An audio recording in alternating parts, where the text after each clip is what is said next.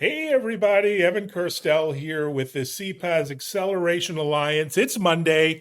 I apologize for that, but I do have a fantastic session here with some very esteemed industry professionals in advance of CASA 23, the CPAS Acceleration Summit in Amsterdam, September 18th through 20th. We're going to talk about that. We're going to talk about the state of the CPAS market and where it is headed. Let's introduce the folks here. We'll start off with Anna from InfoBip, a company that's on a super exciting trajectory. Many in the U.S. have not heard of InfoBip, but they should and will. Anna, maybe introduce yourself and a little bit about your bio and background, and what do you do at InfoBip? Sure. Hi, everybody. Thank you for the introduction. It's a pleasure to be here with you, sharing some insights and expertise from the InfoBip perspective. So my name is Anna. I work at InfoBip as somebody responsible for actually acceleration. I like the word acceleration. So in that sense, if you ask me what I'm kind of focused on in InfoBip is actually how accelerating the opportunities we have with different organizational segments and different industry verticals across the world. So I'm involved very much in the strategy and the go-to-market, and how InfoBip, as you already said, maybe not yet so known in the United States, but that will change, I'm sure, very soon. But how do we position this company, among other things, as somebody who actually understands the pains and opportunities across different verticals in the B2C segment, in the B2B segment, and how our solutions actually help with those problems. So this is, and InfoBip has been here for some time, a globally present company across with more than 70 offices around the world. And InfoBip is here to really innovate when it comes to, democratizing the communication between brands and their target customers, and making this world go even more conversational than it is today. Fantastic. InfoBip, $1 billion unicorn. Absolutely. In the CPAS space and beyond. Yeah. Bootstrapped. Yeah. Very interesting story. We look forward to hearing more.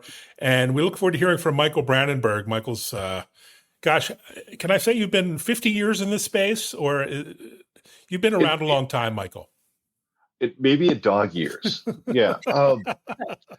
No, I'm Mike Brandenburg, senior industry analyst here at Frost Sullivan. I'm part of the Connected Work team, which is our name for unified communications and collaboration space. I started in IT building, or trying to build some of the solutions that Anna was talking about, and struggled with that in the before time. But kind of in terms of my coverage, I've been here about 12 years here at Frost, covering the communications market, and about half of that has been covering this emerging CPAS market. So I've kind of watched it go from, a couple companies just trying to do something a little different to really disrupting the entire market. So it's great to see the progress. Yeah, no, it's amazing to see the progress, and the entire market is enormous. It used to be about messaging and text and maybe voice. But it's much more than that, Anna, right? I mean, it is encompassing CX and, consumer segments of all kinds. How do you even define the market these days, Anna, from your perspective at InfoBip? That's an amazing question. And what you just said, when I think about, what communication is and how it evolves, and what kind of role different players have in this space, including obviously InfoBip, you can really see that. I mean, especially I would say the recent times, you can see that that that when I say the world is going conversational, then I mean, that within the CPAS market, we see more and more use cases and applications of the channels themselves and all the engagement stack that comes upon it. We kind of see that more and more use cases are here that go beyond something that we might be used to in terms of either is it a channel like SMS, MMS, or SIP trunking, or is it like 2FAs and OTPs and the number maskings as use cases that we are used to and with like high volumes. We now see, more and more brands reaching out to actually CPAS providers to make sure that they evolve when it comes to the communication or interaction with their customers, that they keep it or evolve it into something much more personal, something much more tailored, something that brings, more satisfaction, more conversion, more reach, and kind of even altogether, let's say, better customer experience to all of their consumers. So we see it across different industry verticals. We see it in both like smaller organization sizes like SMEs, obviously the big ones such as different enterprises across the segment. And what's very interesting is that, for a long time, I would say that, digital native companies were the ones who were driving this CPAS growth, were the ones who were,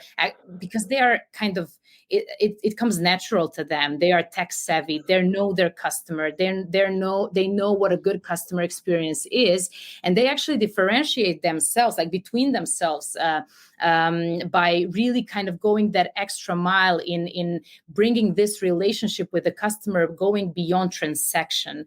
And then when you see like for the past few years, you see more and more traditional enterprises across verticals like and SMBs, obviously, across verticals like retail and banking and entertainment, reaching out to see what they can do, to improve that experience. And as time will go by, I'm absolutely sure that this added value will come from those use cases. Where is it marketing? Is it sales? Is it customer support? Doesn't matter. But it's how do you leverage this omni-channel, personalized, GenAI powered, at the end of the day, kind of interaction with your end consumer to be kind of closer and to make sure your business thrives. I think we are kind of living in a very interesting times when it comes to this shift from maybe more transactional to more customer experience driven use cases within CPAS. Yeah, no, it's exciting times. And, Michael, you attend all the industry events, you talk to all the vendors and providers and telcos out there. How do you segment the market, both in terms of the applications, the revenue impact, the dollars and cents? I mean, it's such a complex space. What's your kind of philosophy there at Frost? Well, I think we're very much at early stages. And when I started covering it, it was, as I mentioned, there was a couple standalone providers that were offering these services. If you kind of look at how doing things like SMS and things were really complicated. They were, you go to your telco and set up a professional services engagement and, spend lots of money and have, and get one channel. What CPAS, I love Anna's word previously of democratized it. It was kind of the first gen CPAS folks, really disrupted the market and made it those channels consumable. Next is kind of where the democracy comes in is you still needed a lot of developers. So the digital natives were really first there because they had the teams. They could just consume the APIs and start start talking to customers. The introduction of low code, no code, AI, all of these technologies into the ecosystem make it easy that even an SMB with very low staff, a couple maybe a nerd or two on the team can really bring these use cases to life and build exactly a solution for their market, for their business, for their vertical, and focus it on the use cases that matter to them and drive revenue. So it's watching that progression from really complex into, your grandma's Etsy shop can almost do this is really the interesting thing for me. And I think though, kind of this end state is at some point all communications will be programmable. We won't have these closed systems that are islands of communication or collaboration that over time an API is going to be the first thing that you look at when you decide on a particular communication service to adopt, not whether it rather than the kind of the cookie cutter solutions that we had 50 years of telco services driving that. Yeah, and that's so interesting to me is not just the technology, but the business model behind it. And Anna, you have a really interesting one that's proven successful. So maybe you can share your secret sauce, because it's not only working with developers in large enterprise and beyond, but it's enabling the telcos, traditional telcos, and other providers to be successful. Describe that approach, if you would. Exactly. This is it's the magic happens in the orchestration of different channels that go towards the end customer, and that kind of, when you want to really minimize this fraction between different channels and skipping from one to the other, and making sure that it's as seamless as possible, and that you do not need as a customer to repeat every once in a while what kind of problem you have or what kind of problem you're trying to solve, but there's somebody who really has all of that unified and understands where you dropped off the last time they talked to you, is something that not to mention when we try to kind of orchestrate different channels to perform some kind of marketing activities. So, you are where your customer is.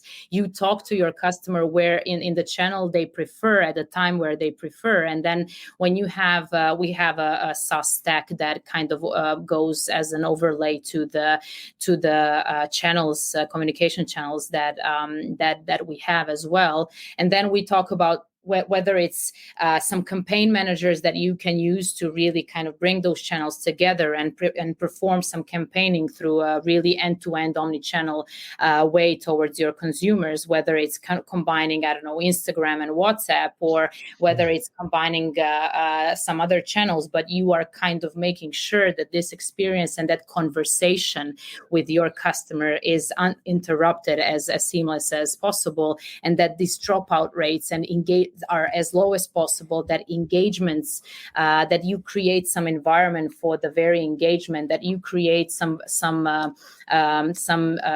virtual bots that actually can lead the customer through that conversation. So this is what adds value to the very channel that we have, not to mention the contact centers and our conversations that make sure that, like, when you need scale and when you need to kind of orchestrate a lot of conversations between different customers, then we provide that on top of the channels. And plus, obviously, something that comes more and more as an added value is our people, our CDP platform. And because, without knowing your customer and understanding and collecting all the data possible to properly manage and segment that customer base, it's not that efficient and it's not that successful. So all of that, when it's kind of brought together, and it's very important how we bring it together to SMEs and to enterprises across different verticals,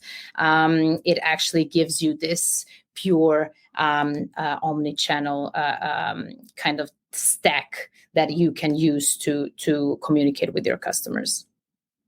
Fantastic. And Michael, tell us about the telco perspective on this. Is this where is the market today? Where is it going? Is this really a primarily telco opportunity? Is it through the middle, partnering with telcos in general and CPAS, or, are telcos going to be disrupted ultimately by CPAS providers, or some mix of the three? It could be perhaps pretty complicated. Yeah, I mean, I would like to think a lot of the telcos in the space are going to disrupt themselves. We can't build these solutions the way we did before. It's put a box in and plug it in and hope it sells. It's really customers are businesses in general, the telco customers are yearning to take advantage of all these digital capabilities. And if the telco provider doesn't have those or doesn't partner with to deliver on those, they're going to find somebody else that will. And so that's really the imperative there. I think there's, kind of with this CASA event, I think it'd be interesting to see the relationships that develop out of that, and really kind of drive the entire market to this kind of programmable, extensible, platform solution rather than the boxes. There's, you see some partnerships, you see some early strategy approaches coming out of it, but I think I think the disruptors will have to pull the telcos along. I'm certain Anna can speak to this, but there's a lot of co-opetition in the space because not everybody has a network link everywhere in the world. They have to partner together and have to deliver these services across the globe. So to be a global CPAS, you have to work with those telcos in region, and they have to support your traffic. So I think the reverse is happening as well. Of okay, well maybe we can leverage your platform for our customers to enable this ourselves and kind of extend that. I don't want to call it a wholesale model, but a real partnership model between those. Yeah, partnership is really interesting, Anna, and it's not just partnering. It's kind of the new API economy. I mean, I just looked at this on your website, just an amazing list of integration and channel opportunities. It's almost so complex. How do you manage that complexity within InfoBip of all these channels, all these markets, all these customers? They're emerging, channels, Twitter X, for example, today, and you're everywhere kind of all at once, are you not? Well, yeah, exactly. That's, when we were built, so we are now, when it comes to, it's all about, at the end of the day, when you look at the number of channels, and yes, that's like more than 20 channels available for our customers, and all of them kind of can communicate. And this is where this power of orchestration and end-to-end customer experience comes into play as some kind of an added value. But when we talk about, exactly how do you go out there to the market and stand in front of some SMB potential customer, and then you open up the set of channels and our SaaS stack, and then what do you do? Like how do you send a message towards an e-commerce owner somewhere that they can benefit from the platform and all the channels that we have in place? And then what we did is we actually built something we call experiences, and we will be launching it in September in Brazil. And this is it comes down again to how can we help you? So we as a company need to understand, what it's the channel itself is a means for execution of that value that we want to send across the market. And then what we say, okay, SMBs and decision makers within those companies need to have a place where they can come, like a self-service portal or something that they can come and say, okay, I'm a marketing manager in a e-commerce shop in Brazil, and I would like to kind of work a bit on my conversion rate or on my reach. And then this is the question. Like first we tell you there, hi, where are you coming from? What industry? And then we tell you, what job description you're into, so we kind of can tailor a bit more the use cases, and then you tell us, which challenges you might have. And then, what we do is we actually take that and then we translate that into a certain solution through a use case. And then we say, try this use case or these 3 use cases. And beneath that, we combine channels. We manage kind of different types of channels that you don't have to worry about. It's more like, okay, now I'm going to package this in a use case that has a purpose that can help with your conversion rates, because it can engage your target customers in the acquisition process, for example. And then we are integrated, obviously, with a lot of other platforms. So in case you are using already one of them, we are there. So no worries about that. And then again, in a way that is relatable, in a way that actually tells the other side, okay, those guys can actually add value to my business.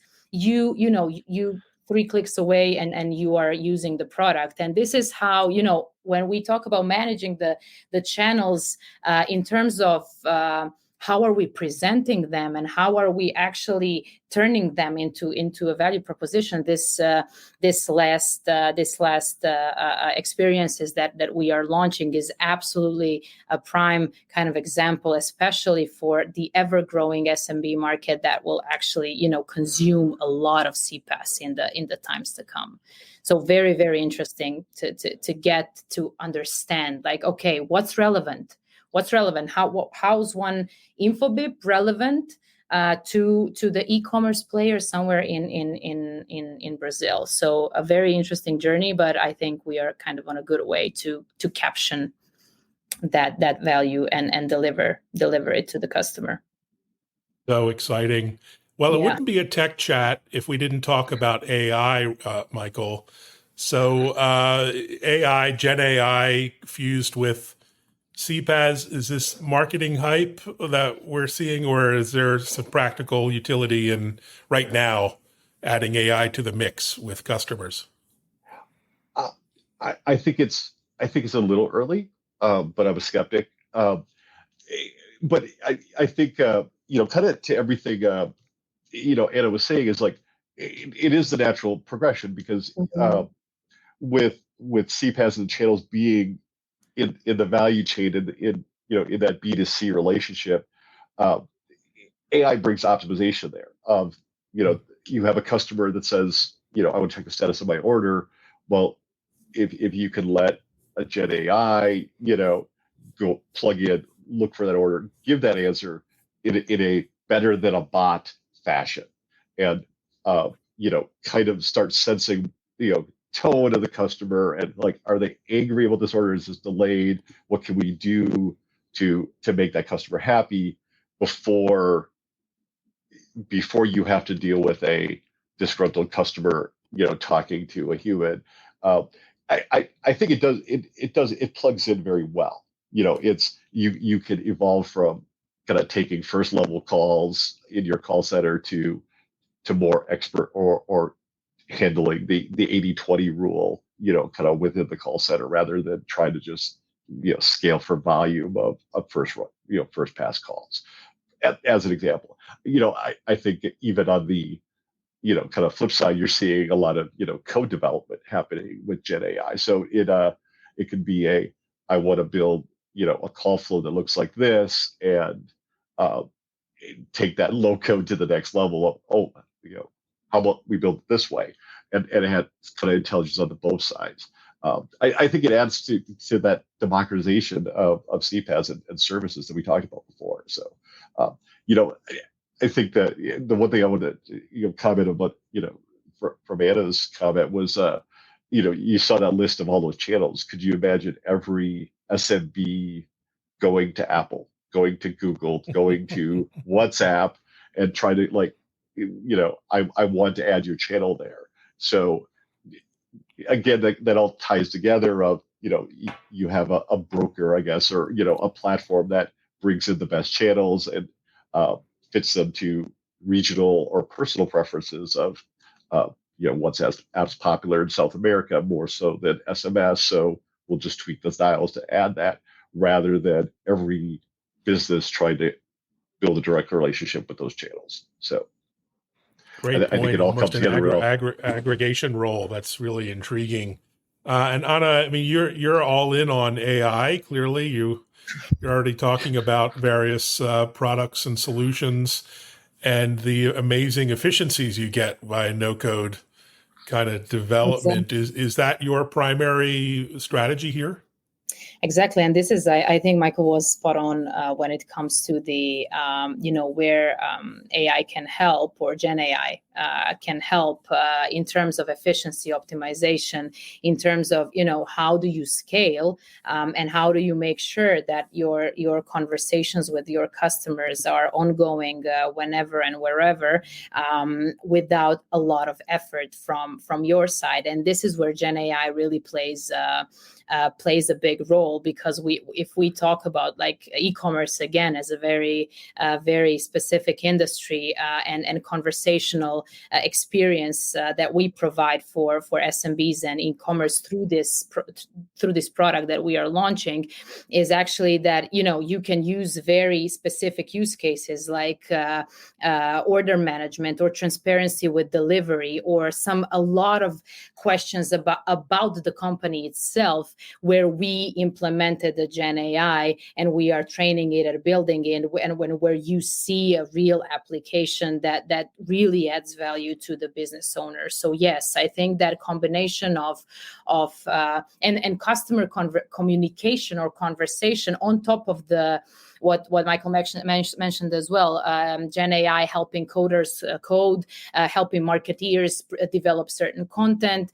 In terms of the communication and conversation itself, I think it's highly kind of logical, complementary, and applicable to these very journeys that we are enabling our customers with to kind of create a new level of communication with their customers. So it's about interaction, and it's about Gen AI making sure that you are as efficient and as kind of to the point as possible. So yes, it's a lot of focus is on that, and there's a lot of opportunities that we want to grab on that field as well. Fantastic. Well, this has been a great discussion. We're getting to the bottom of the hour here, but I did want to touch on with you, Michael. I know it's the end of the summer, and here and in Wisconsin, that's a very tragic thing, because we know what's next for you guys and me here in Boston. Football season, yeah. Yeah, indeed. But what are you looking forward to in September? I know there's a little event over in Amsterdam that you'll be speaking at and attending. I think I've been talking to the folks at the CPAS Acceleration Alliance for a few years, really since they launched, and I love the fact we're all getting they're getting everyone together and putting partners or potential partners in the same room, kind of sharing best practices and really getting into how do we make this a real solution for everyone. So I think that's I'm looking forward to seeing insights and impact. I think it's long overdue. As kind of that end state of program where everything's a little bit of programmable embedded into it. No one can do this alone, and I think this event's going to be kind of highlight how partnerships will work and really just kind of cross-pollinate between partners. And what is your topic on? Do you have a particular angle you're taking?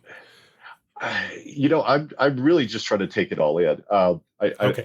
I don't think I got a session scheduled yet, but okay. Well, we'll be waiting with anticipation. And actually, all kidding aside, it's going to be super exciting. And Anna, what about you? What are you looking forward to as we get out of August into September?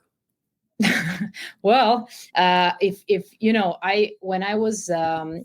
we talk about like CPAS Acceleration Summit, I think that it's if we need something in terms of all of this that I've mentioned, in terms of transformation, in terms of really making sure that we inspire each other, or we kind of teach or bring knowledge to each other, what works and what kind of applications are there for the businesses, from the very small to the biggest ones out there across the verticals. I think that that kind of conversation to have with different experts from different types of industries or parts of the value chain itself brings a lot of added value to the entire kind of community. And I think that talking about use cases and benefits beyond like these very fundamental ones that we are used to is something that's kind of I'm very much looking forward to. I think that we can all learn a lot from companies, from each other, and that we can really kind of add new value to the entire business and entire industry day by day. So I think that's an amazing opportunity to do exactly that. And there is, InfoBip is preparing its Shift conference in Zadar in September as well. So it's again it's been present, or it's been developing for a while now. Year after year, it's getting better and better. More and more people kind of sharing again from the developer's perspective, experience on what works, what doesn't, and what the trends are. And this is something that we kind of, when we talk about developer community, and even more and more people outside of developer community coming to Shift, talking about the evolution of communication and how it works, is something that we are always looking forward to. So I think this one will definitely be the best yet. Well, I'll be attending Shift. It's my first Shift, my first trip to Croatia. So super excited for that. Super excited for CASA 23. It's just going to be a great back in person kind of event after, quite a long few years. Well, thank you, both of you, so much for sharing all of your insights and analysis. And we'll be hearing a lot more from you and your colleagues. And thanks everyone for watching. Feel free to reach out. Any questions, comments, feedback, otherwise, on all the platforms. Stay safe. Take care, everyone. Bye-bye. Thanks so much. Bye. Thanks, Evan. Bye.